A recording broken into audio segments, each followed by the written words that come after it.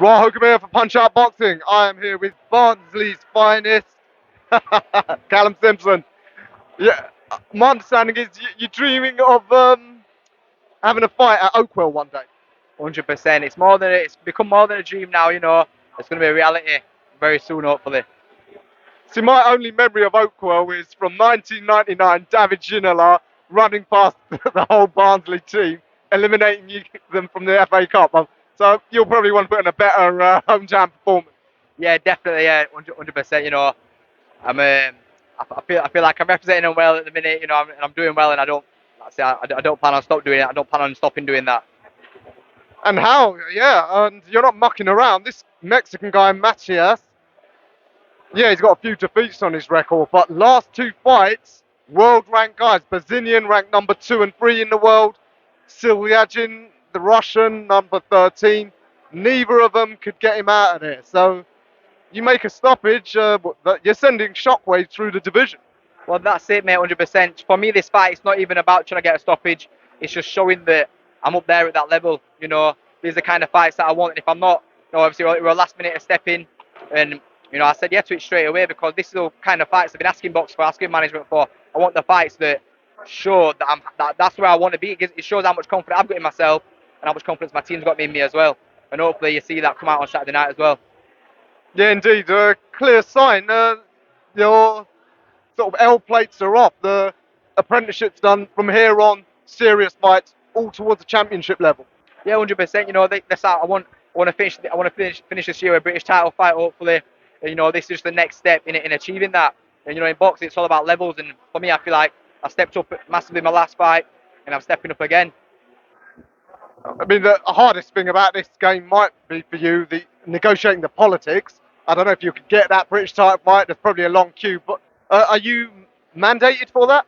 I'm not mandated for it, but other than me, who do you want to see fight? Who do you want to see fight Jack Cullen? That's the most exciting fight at the minute. If you look at the top 10, who else is he going to fight for that? There's a few at the top that are kind of past that now. And then other than that, it makes sense. He just beat Mark Efron. Mark Jeffers is in the same camp as him.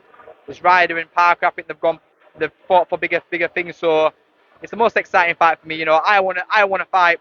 I know his fans want it, and I hope his team wants it. So it's a fight to make. But this fight on Saturday, it does have, is it the WBA International? So it does put you on the periphery of the world level. Yes, WBA Continental. A nice, pretty title. It's a nice, handsome title for me to take back to Barnsley and parade around Oakwell. So yeah, it should be the first of many. Yeah. I mean, yeah, you said ideally you'd like the British, but presumably next year you want to be moving into that world scene. Yeah, we've got to take one fight at a time. So hopefully, I'm fully focused on Saturday firstly, but hopefully get British in this year. Yeah, but, the thing is with boxing, it's the landscape's changing all the time. Like this time last month, this fight wasn't even me fighting Cullen wasn't even a possibility, or fighting for the British because Mark Efron had it was the same manager as me, so it wasn't even a possibility. So in the space of 4 weeks, so much has changed. So obviously I can say I want this, I want that, but with so many moving parts, I just make sure I train hard, turn up, and do what I need to do. So hopefully British end of this year. That's the first goal for this year. Yeah, and that British title is, of course, really prestigious, and it'll give you a world ranking in itself. But the timing could be right, especially the same night, 12 hours after your fight, at the top level, Canelo and Charlo goes head to head. You can expect maybe in the next year things to really open up and allow youngsters like yourself, Balanga, Pacheco, the next gen to take over. Listen, I'll take Canelo if he wants to wait up there for me. I'll take Canelo. Give me a couple of years. I'll take Canelo. No worries. You don't have to make space for no one. I'll make my own space. How do you see that fight going over in Vegas? I think Canelo will beat him. It's fair. I've never actually seen any of Charlo's fights, so all I'm going off is the weight below and what everyone else is saying. So yeah, I've never even seen either the Charlo brothers fight. I don't really watch as much boxing as I should, to be fair, mate. And of course, famously has been helping Artur Beterbiev in his development. You going to get the call to go over there again for his rescheduled fight? It's only been mentioned, nothing definite yet, but they want the best sparring for him, so there's no doubt they'll call me again, hopefully.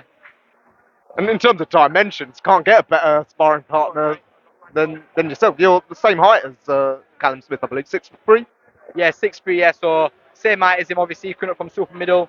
You know, similar in some ways, very different in others, but, you know, I don't think no matter who he fights, they struggle to get good, solid rounds out of people, and I feel like I bring that, so, yeah, it makes sense to ask me whoever he fights. Absolutely. All right, Callum, always a pleasure catching up. Yeah, can't wait to see how you get on Saturday night, and could be some big things coming up for you next year.